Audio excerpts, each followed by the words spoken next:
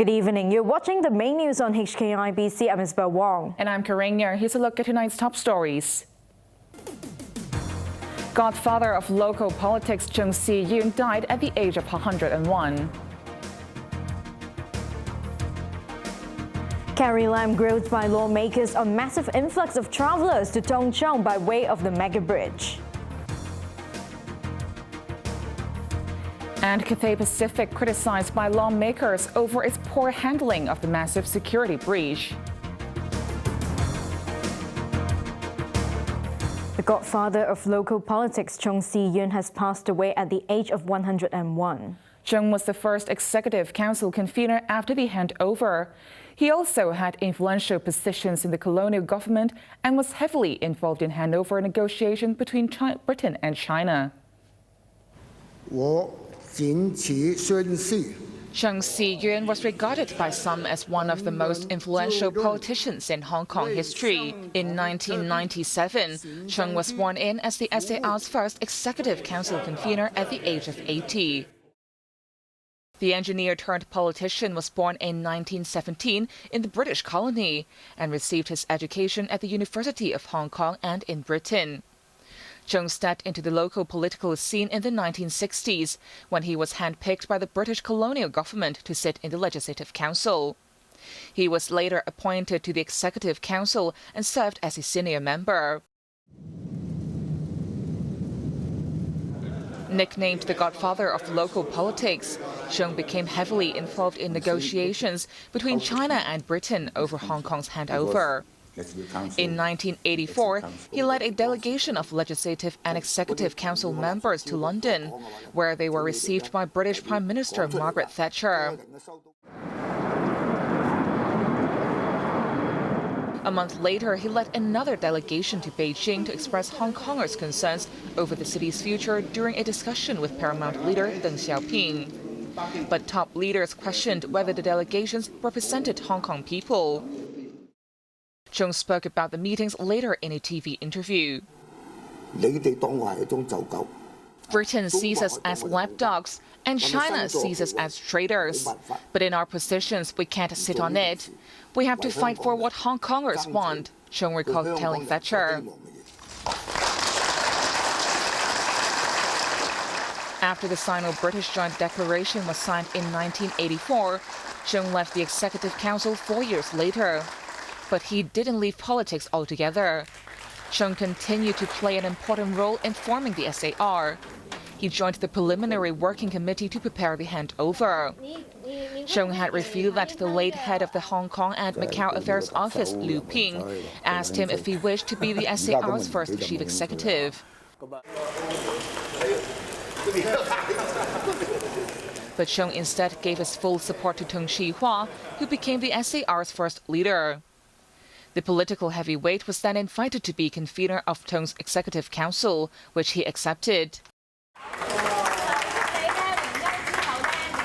The godfather retired after 2 years in the position in 1999.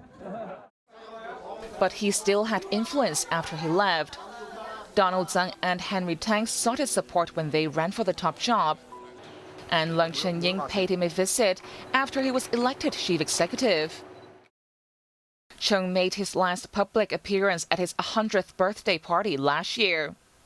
Earlier this month, Chief Executive Carrie Lam and several elites also celebrated Yeung's 101st birthday at the Government House. Lam issued a statement and expressed her condolences to his family. The veteran politician passed away at 2 a.m. today. He was 101. Chief Executive Carrie Lam was grilled by lawmakers today about the massive influx of travelers to Tongcheng arriving by way of the Hong Kong-Zhuhai-Macau Bridge. Lam was also asked about media reports of mainland border guards illegally occupying land along the Hong Kong mainland border. Riley Chan reports. Years before the Hong Kong-Zhuhai-Macau Bridge opened, experts and government officials trumpeted the economic benefits the crossing would bring to Hong Kong. But many Tongcheng residents are viewing the bridge as misfortune. The town closest to the bridge's port has borne the brunt of thousands of mainland tourists crossing the bridge on weekends. Jammed retail stores and restaurants, packed open areas, and long nights snaking across Tongchong's core have pushed some residents to try to reclaim their district. Speaking before the Legislative Council during a question and answer session today, Chief Executive Carrie Lam pledged to improve the situation. Relocating the bus stop for bus B6, we have examined the proposal. We haven't made a decision. There may be other problems. If they have to walk a distance after disembarking from the bus, it may also cause other problems on the community. But I do have an open mind. Lam acknowledged that many mainland tours' itinerary only consisted of a trip across the bridge. Since many who come on day trips flock to Tongchong to shop, the chief executive said the government would consider opening more shops inside the passenger terminal of the bridge. She added that the bridge's eastern artificial island could also be developed into an attraction to lure travelers away from the city. Separately, lawmakers questioned Lam about media reports of mainland border guards illegally occupying a 21,000 square feet site in Sha Tau Kok. The chief executive said she met with Shenzhen officials yesterday to understand the matter and realized that the Hong Kong and Shenzhen governments had a different understanding of the boundaries demarcation. To ease the public's concern, Lam said mainland guards would stop using the site while both sides continued to talk. Riley Chen, HKIBC. Cathay Pacific's top management was interrogated by legislators today over its handling of a massive data breach that was discovered in March but wasn't made public until last month. Cathay Pacific chairman John Sloser apologized for the breach, while CEO Rupert Hogg denied the company was trying to cover up the incident, Sarah Wong reports.